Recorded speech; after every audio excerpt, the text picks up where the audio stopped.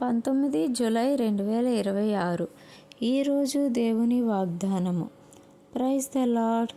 కీర్తనలు 16:11. ఆయన సన్నిధిని సంపూర్ణ సంతోషం కలదు. Psalms 16:11. In your presence there is fullness of joy. సంతోషంగా జీవించుటకు లోకంలో ఎన్నో ప్రాంతాలకు వెళ్ళి అక్కడ వాతావరణం వలన, అక్కడున్న స్థలాలు చూచుట వలన ఆనందించాలని, మనసులో ఉన్న బాధను తొలగించుకోవాలని ఆశపడతాం. కానీ ఆ సంతోషము, ఆ ఆనందము ఆ క్షణం మాత్రమే ఉంటుంది.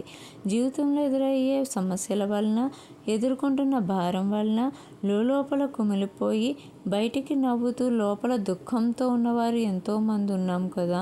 ఎక్కడికి వెళ్ళినా మనలో ఉన్న బాధ పోదు.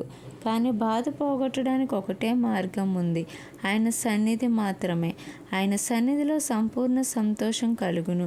ఉన్న బాధలు తొలగి ఆనందమైన జీవితం పొందుటకు మనకు, మన కుటుంబము అంతా చేరుకొని మనలో ఉన్న బాధను తొలగించుకొని ఆయన ఇచ్చే సంతోషాన్ని పొందుకునే భాగ్యం మనందరికీ కలుగును గాక.